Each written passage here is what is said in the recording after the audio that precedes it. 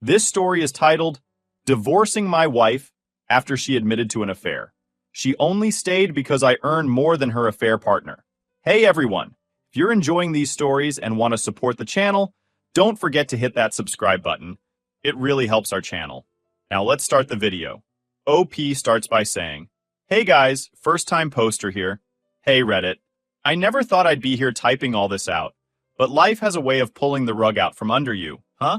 I'm a 46-year-old guy, married for 19 years to my wife, who's 48. We have 2 kids, and while life wasn't perfect, I thought we were doing okay. At least until recently. Now, I don't even know anymore. So, here's the thing. A couple of weeks ago, my wife had a girls' night out with her best friend Sarah. These nights weren't unusual. She's been doing them every now and then for years, and I never questioned it. I trusted her. Stupid me, right? Me. She left around 7 p.m., saying she wouldn't be too late, but she didn't come home until 3 a.m. That was already a red flag. She stumbled in, not drunk, but definitely off. Like, emotionally. Her face was blotchy like she'd been crying. She sat me down and just started talking. She told me Sarah had set her up on a blind date that night. A blind date. My wife? The woman I've been married to for almost 2 decades. The mother of my kids. She explained that Sarah thought it would be fun and that it wasn't serious. I just sat there, trying to process the words coming out of her mouth. She swore up and down that nothing happened. She said the guy was someone Sarah had slept with recently, and she felt it was wrong the moment she agreed to it. She said she just went to meet him, but didn't do anything. Then came the tears. Full-on waterworks. She begged me to forgive her, saying she made a mistake and that she wanted to fix things. I wanted to believe her. I really did. But something didn't sit right. The whole story just felt off. Why would Sarah randomly set her up if she hadn't given her a reason to? I mean, what kind of friend does that unless they've been told it's okay? And why would my wife even agree to it in the first place? Then she made a comment that just hit me in the gut. She said the guy worked at a sawmill but didn't make much money, and that's why she realized I was the better option. It wasn't even about me as a person. It was about my paycheck. I couldn't believe what I was hearing. I just stared at her. My mind was racing. It wasn't just that she went on this date. It was that she'd actively considered replacing me, shopping for a better deal, so to speak. I didn't blow up or yell. I didn't throw things or demand answers. I just went numb. I told her I needed some time to think and went to bed. I couldn't even look at her. The next day, she acted like everything was normal, but inside, I was completely broken. A few days later, more things started to come to light. Sarah and my wife had a huge fallout. Suddenly, the woman who'd been her best friend for years was a manipulative liar and a jealous witch. My wife kept saying Sarah was trying to ruin her life and that she couldn't trust her anymore. It didn't take a genius to figure out what was happening. Sarah probably knew everything. Maybe she even threatened to tell me the whole story. And my wife? She was trying to get ahead of it by giving me just enough of the truth to seem honest. But the more I thought about it, the more I realized how much she was holding back. Little things started clicking into place. The late-night texts she'd hide from me. The times she was suddenly too busy for family plans. Even the way she'd been dressing differently over the past few months, like she was trying to impress someone. You know what hurt the most? Wasn't even the idea that she might have cheated. It was the fact that she could do something like this to me and our kids. We've built a life together. We've been through hard times, raised 2 amazing kids, and I thought we were a team. I couldn't get over the fact that she was willing to throw all of that away. For what? A guy who works at a sawmill and couldn't even hold her interest? And if he did have a good job, would she have left me for him? I don't know if she thought confessing would fix things, or if she was just trying to control the narrative. Either way, it backfired. She didn't give me closure or clarity. She just made me question everything about our marriage and who she really is. So now I'm here. I haven't confronted her again yet because I need to be smart about this. I've started getting my financials in order. I've been looking at apartments and thinking about what a separation would look like. It sucks because we've got 2 kids, and they don't deserve to have their world blown up because of her selfishness. I haven't told anyone in my real life yet. Not family, not friends. Just you, Reddit. I don't know why I'm even posting this. Maybe I just need to get it off my chest. Maybe I'm looking for advice. All I know is, something broke inside me that night. I don't feel angry or sad anymore. I just feel done. Done with her lies. Done with pretending everything is okay. Done with trying to hold this marriage together by myself. Thanks for reading. I'll update if anything changes, but for now, I'm just trying to figure out my next move. Update 1 point. Hey Reddit. Back again with more of this mess. And let me tell you, it only gets worse. If you thought the confession was bad, the aftermath has been a whole new level of chaos. I've been sitting with this for a few weeks now, and the more I think about it, the more I realize how deep this betrayal goes. So, after my wife's confession, things started falling apart. Fast. First, there was her fallout with Sarah. Now, these two have been best friends for years. Like, call each other 3 times a day, best friends. But after that night, it was like they couldn't stand each other. I overheard my wife on the phone screaming about how Sarah was a toxic liar and how she was trying to ruin her life. At first, I thought maybe Sarah was the one who pushed her into the blind date. But the more I listened, I started eavesdropping. Don't judge me. The more I realized my wife wasn't mad about what Sarah did. She was mad about what Sarah might say. It hit me like a ton of bricks. Sarah knew more than my wife had told me. Maybe she even knew the whole truth. I debated reaching out to Sarah myself, but I stopped short. Would she even tell me the truth? And honestly, did I really want to hear it from her? My gut was already screaming that my wife hadn't told me everything. Every time I replayed her confession in my head, the timeline felt messier, and the story had more holes than Swiss cheese. For one, why did she come home at 3 a.m. if nothing happened? You're telling me she went out to meet this guy, realized it was a bad idea, and then what? Sat in the parking lot for 8 hours contemplating life? Nah, that doesn't track. Then there's the whole thing about the guy. She told me he worked at a sawmill, but how did she even know that? Did she just ask him over drinks? Or was it because she'd already been seeing him? The more questions I asked myself, the angrier I got. And here's the kicker. She started acting weird around me. Like, really weird. Suddenly, she was being overly nice. Cooking dinners, cleaning up more than usual, even trying to initiate. Well, you know. It felt fake, though. Like she was trying to distract me from digging any deeper. But what really tipped me off was her phone. My wife has always been glued to her phone, but now it's on lockdown. She used to leave it lying around the house, but now it's either in her pocket or face down on the counter. I asked her why, and she got defensive, saying something about work stuff. She doesn't even have a job. I knew I had to figure out what was going on, so I started paying more attention. I'm not proud of this, but I went through our phone bill. You can see who someone's been texting and calling if you really want to. And let me tell you, there were a lot of calls and texts to Sarah in the weeks leading up to that night. But after the fallout, nothing. Zero. It was like they'd gone from besties to strangers overnight. At this point, I couldn't ignore the red flags anymore. I started putting pieces together, and what I found made me sick to my stomach. A few months ago, she started dressing differently. Tighter clothes, more makeup, even perfume. I didn't think much of it at the time. I figured maybe she was just trying to feel good about herself. But now, feels like she was trying to impress someone. Then there were the nights she'd suddenly have errands to run, or times she'd go out for hours and come back with nothing to show for it. I chalked it up to her needing space. But now I'm wondering if she was meeting someone. The hardest part is that I don't have solid proof. It's all these little things adding up, but no smoking gun. And honestly, even if I did have proof, would it matter? The trust is gone. Every time I look at her now, I feel like I'm staring at a stranger. Meanwhile, she keeps trying to act like everything's fine. She's talking about planning a family trip for the holidays and asking me to sit down and watch TV with her like we're some happy couple. It's surreal. I've started pulling away, and I think she notices. I'm not as chatty as I used to be. I don't initiate conversations or touch her anymore. I moved into the guest room, and she hasn't even asked me why. Maybe she knows. Maybe she's just hoping I won't follow through with leaving. I've been spending a lot of my time working on my escape plan. I've talked to a lawyer, started looking at apartments, and made a spreadsheet of all our financials. The lawyer told me to be patient and get everything in order before making a move. So that's what I'm doing. It's not easy, though. We live in a small town, less than 900 people, and everyone knows everyone. If I leave, it's going to be messy. People will talk. The kids will be caught in the middle, and I hate that. They don't deserve this. But what's the alternative? Staying in a marriage where my wife clearly doesn't respect me? Pretending everything's fine while she's sneaking around behind my back? I can't do it. I won't. I know some of you might think I should confront her again, but I'm not ready for that. Not yet. I need to be smart about this. She blindsided me with her confession, and I'm not going to let her catch me off guard again. For now, I'm playing the long game. I've started working out again, trying to channel all this anger and pain into something productive. It's not much, but it's better than sitting around stewing in it. I don't know where this road is going to take me, but I know I can't keep living like this. I deserve better. My kids deserve better. Thanks for listening, Reddit.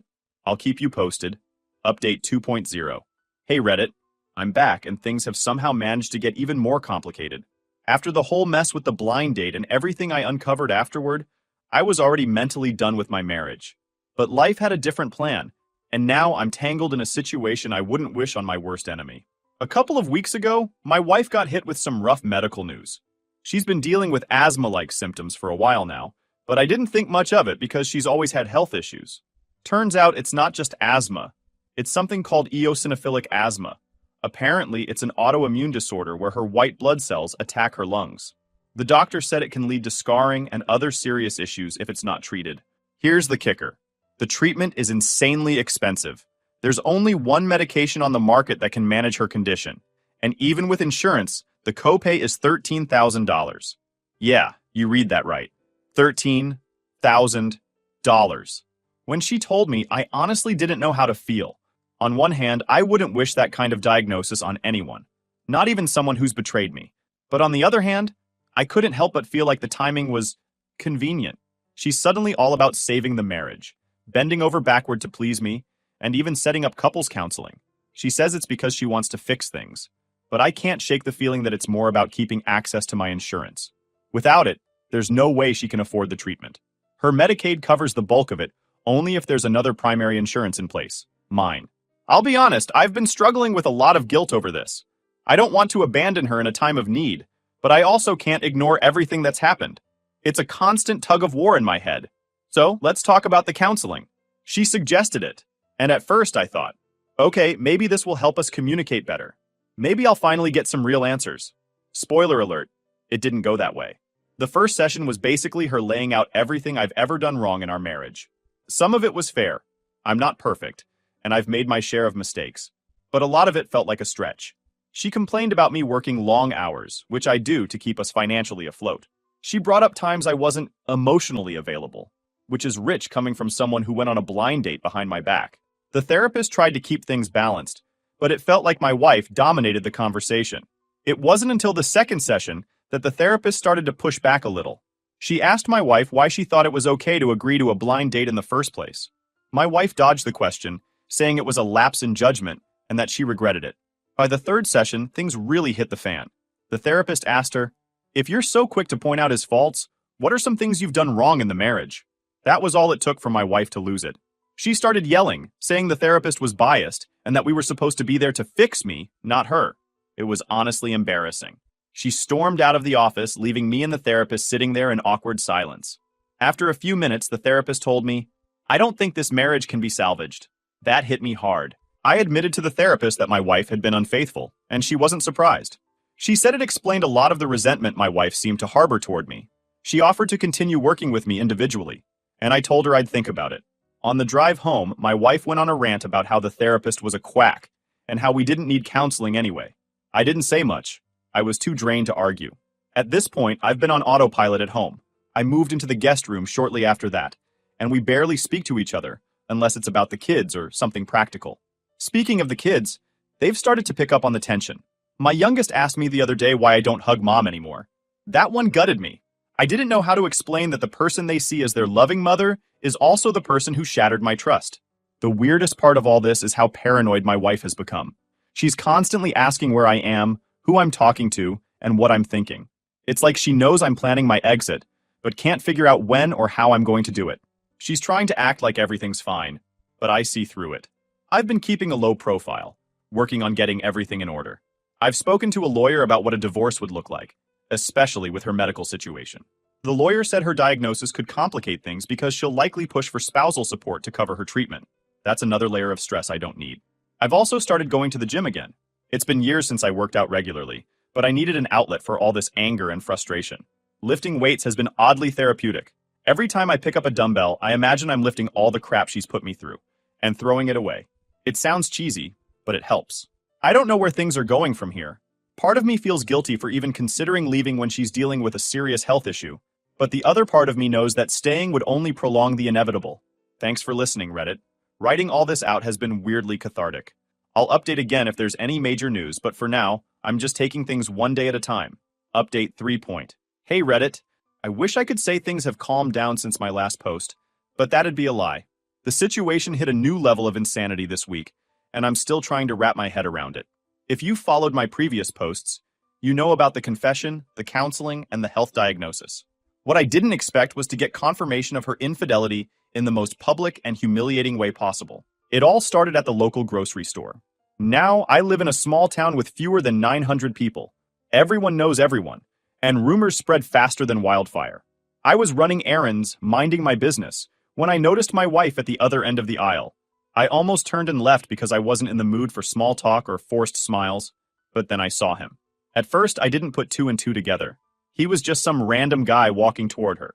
But as I got closer, something about the way he approached her felt off. He wasn't just saying hi. He had this confident, almost cocky demeanor, like he knew her well. Too well.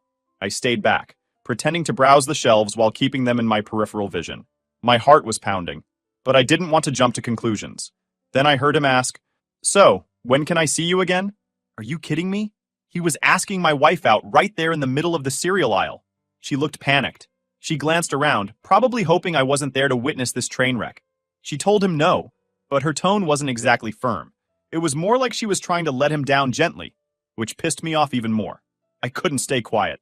I walked up to them and asked, loud enough for anyone nearby to hear, "Is this the guy from your girls' night out?" The look on her face was pure terror. She stammered something about it not being what I thought. But the guy? He just froze.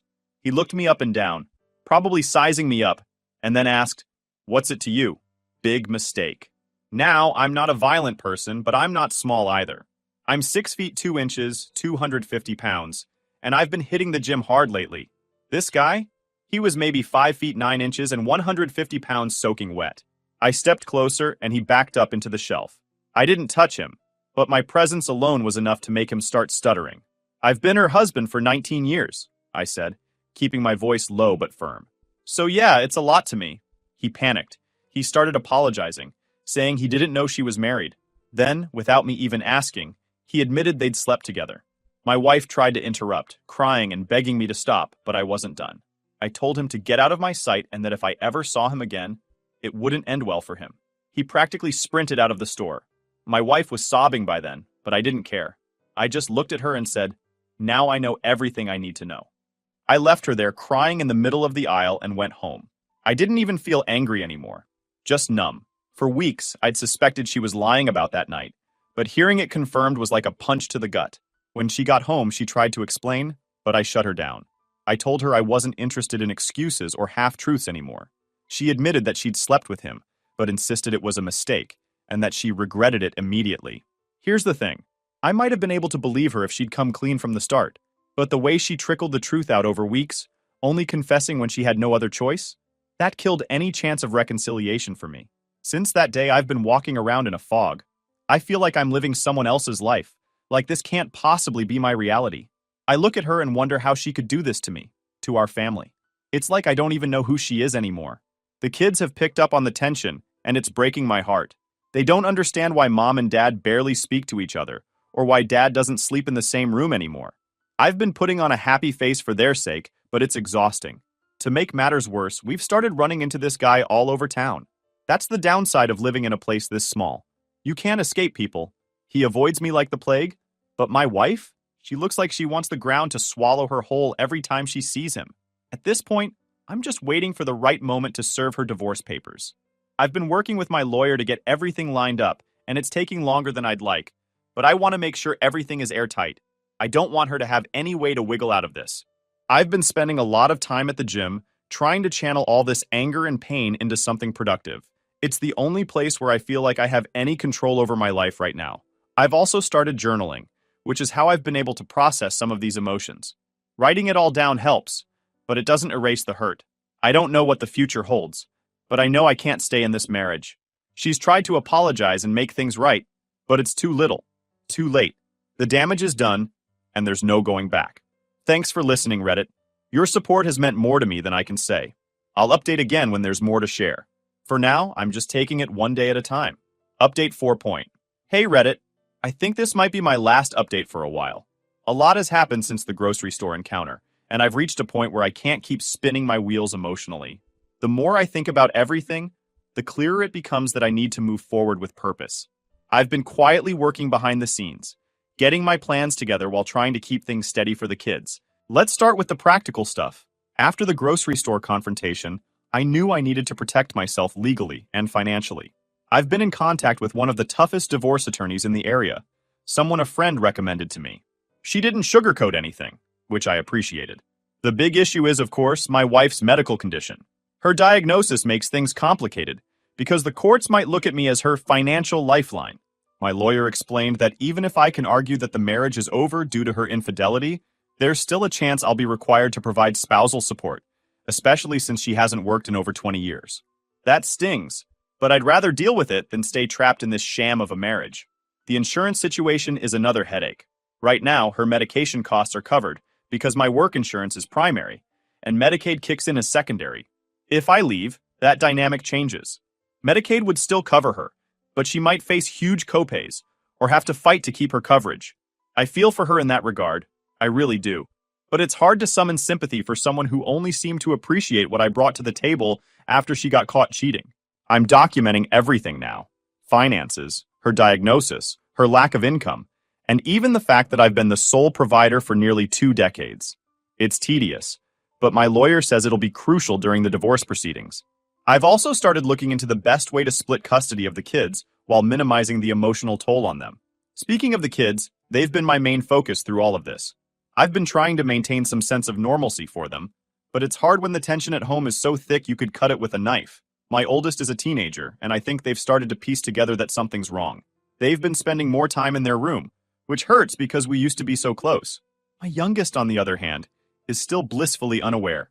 They asked me the other day if we could all go out to eat as a family like we used to. That one broke me a little. I made up an excuse about being too busy with work, but the truth is, I can't sit across from my wife and pretend everything's fine. Now, on to my wife. Since the grocery store incident, she's been a mess. She's constantly trying to apologize or start conversations about us, but I've shut all of that down. I've told her we can talk about practical matters, bills, schedules, the kids, but anything beyond that is off limits. I can see the panic in her eyes every time I walk past her without saying a word. What's infuriating is how she's trying to guilt me into staying. She keeps bringing up her medical condition, saying things like, "I don't know how I'll survive without your support." The old me might have fallen for that, but not anymore. I see it for what it is. Manipulation. She also keeps asking where I'm going when I leave the house. It's like she's convinced I'm planning something. And in a way, she's right. I am planning something. I'm planning to leave. But I've been careful not to let her catch on. The last thing I need is for her to try and sabotage my exit. I've started moving things out little by little. Just small stuff for now. Important documents, personal items, things she wouldn't notice right away. I rented a small storage unit a few towns over where I'm keeping everything. Once I've got the bigger pieces in place, a place to live, finalized custody plans, etc., I'll make my move. In the meantime, I've been focusing on myself. The gym has become my sanctuary. Every time I lift a weight or run on the treadmill, it feels like I'm shedding a piece of the anger and resentment I've been carrying. I've also started journaling regularly. Writing everything down helps me organize my thoughts and process my emotions without spiraling. I'll admit, there's still a part of me that feels conflicted. Not about leaving, I'm 100% certain that's the right choice, but about how to do it in a way that's best for the kids. They didn't ask for any of this, and I hate that they're going to be caught in the middle. My lawyer says it's crucial to emphasize their well-being during the divorce proceedings, so that's what I'm focused on. One thing that's helped is finding a support group online. It's not the same as having someone in real life to talk to, but it's comforting to know I'm not alone in this. A lot of people in the group have been through similar situations, and their advice has been invaluable. Looking back, it's wild to think how much has changed in just a few months. I went from thinking I had a stable, loving marriage to realizing it was built on lies. But as painful as it's been, I've also learned a lot about myself. I've learned that I'm stronger than I thought, that I deserve better, and that it's never too late to start over. I don't know what the future holds, but I do know this. I'm done living for someone who doesn't value me. My kids deserve a dad who's happy and whole, not one who's stuck in a toxic situation. And I deserve a chance to rebuild my life on my terms. Thanks for sticking with me through this journey, Reddit. Writing all of this out has been a lifeline, and I truly appreciate everyone who's taken the time to comment or offer advice. I'll update again when the dust has settled. But for now, I'm focused on moving forward, one step at a time. Take care, and wish me luck. Final update. Hey Reddit. This will be my final update. A lot has happened since my last post, and I'm finally on the other side of everything. It's been a long, draining process, but I can finally say the divorce is final and I've moved out. First off, thank you to everyone who has followed along and offered advice, support, or just an ear to vent to. Writing these posts has been cathartic, and your responses helped me feel less alone during some of the darkest days of my life. Let me walk you through how everything went down, step by step. After the grocery store confrontation and months of silently planning, I filed for divorce. My lawyer advised me to stay calm and strategic, so I made sure I had all my documents in order: finances, proof of infidelity, and anything that could strengthen my case. The filing itself was straightforward, but serving the papers was intense. I waited until I knew she'd be home and then had her served in person. She was shocked. I think she really believed I'd never go through with it, especially after everything with her medical condition. Her initial reaction was to cry, big, dramatic tears about how she was sorry and couldn't survive without me. But when she realized I wasn't budging, she got angry. She accused me of abandoning her and the kids, which was laughable considering I was the one who kept everything afloat for 19 years. From there, things got messy. She contested the divorce at first, claiming she deserved spousal support and full custody of the kids. The spousal support argument was expected, given her health and lack of income, but the custody claim blindsided me. She's never been the primary caregiver. I've always been the one working overtime to make sure we had everything we needed. My lawyer was a rock star through all of this. She made it clear that I wasn't going to be bullied into an unfair settlement. In the end, we agreed to joint custody, with the kids splitting their time between us. I also agreed to pay spousal support for a limited period, enough to give her time to adjust to life on her own. Once the divorce was finalized, I started packing up my things. I'd already been quietly moving smaller items into a storage unit, but now it was time for the big stuff. It was surreal walking through the house we'd lived in for almost 2 decades, knowing I was leaving it behind. I found a small apartment in a nearby town, just far enough away to get some breathing room, but close enough to be there for the kids. It's not much, but it's mine, and that's what matters. The first night I spent there was a mix of emotions: relief, sadness, and a strange sense of freedom. I won't lie, moving out was harder than I expected, not because of her, but because of the memories. Every room in that house held a piece of my life: birthday parties, family dinners, Christmas mornings.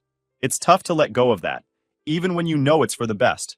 If there's one thing I've learned through this process, it's that kids are incredibly resilient. I sat them down after the divorce was finalized and explained everything in age-appropriate terms. I made it clear that none of this was their fault, and that both their mom and I loved them very much. The transition hasn't been easy, especially for my youngest. They've asked a lot of questions: why I don't live at home anymore, why mom cries so much, but I've tried to answer them as honestly as I can without dragging them into the drama. My oldest has been more understanding. I think they saw the cracks in our marriage long before I did. They've been my rock through this, even offering to help me move into my new place. We've settled into a routine now. The kids spend weekdays with their mom and weekends with me. It's not perfect, but it works for now. My goal is to make the most of the time I have with them, whether it's playing video games, cooking dinner together, or just talking about their day. As for her, she's still a mess. The reality of the divorce seems to have hit her hard. She's been texting me constantly, alternating between apologizing and accusing me of ruining her life. I've kept my responses short and focused only on matters related to the kids or finances. She's also been struggling with her health, which complicates things. Part of me feels guilty about leaving her in such a vulnerable position, but then I remember everything she put me through. I didn't end our marriage. She did, the moment she decided to betray my trust. She started seeing a therapist, which I think is a step in the right direction. I hope she can find some peace, not for my sake, but for the kids. They need a stable mom, and I'm rooting for her to become that. If you're reading this and going through something similar, my advice is simple: trust your instincts, seek help when you need it, and don't be afraid to walk away from something that's hurting you. It's not easy, but it's worth it. Thanks for sticking with me, Reddit. This community has been a lifeline, and I'll always be grateful for that. Take care of yourselves, and remember, it's never too late to start over.